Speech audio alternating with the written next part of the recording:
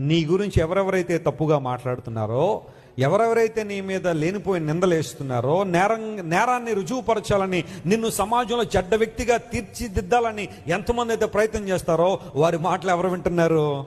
దేవుడు వింటున్నాడు. నువ్వు కంగారు పడాల్సింది లేదు.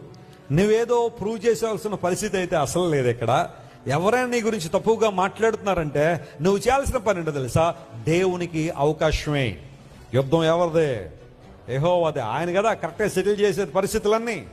ఒకవేళ ప్రజల్ని ఈ రోజు నేను నిందించొచ్చేమో, నువ్వెందుకు పనికి రానివాడు అనొచ్చేమో. దేవుడు విన్నాడు ఆ మాట. వారి మాట తప్పు అని ప్రూవ్ చేయడానికైనా దేవుడు నిన్ను పనికొచ్చేవాడిగా చేయబోతున్నాడు. గట్టిగా చప్పట్లు కొట్టి యేసునామమున మహిమపరచును. హల్లెలూయా. నువ్వు ఏమీ చేయలేవని అంటున్నావు ప్రజలందరూ. నీకున్న వైకల్యాన్ని బట్టి, నీకున్న వైఫల్యాన్ని బట్టి ప్రజలందరూ నేను చూసి you are good for nothing అంటున్నారేమో. దేవుడు వినేశాడు ఆల్రెడీ ఆ మాటల్లో. అవి తప్పును ప్రూవ్ చేయడానికైనా దేవుడిని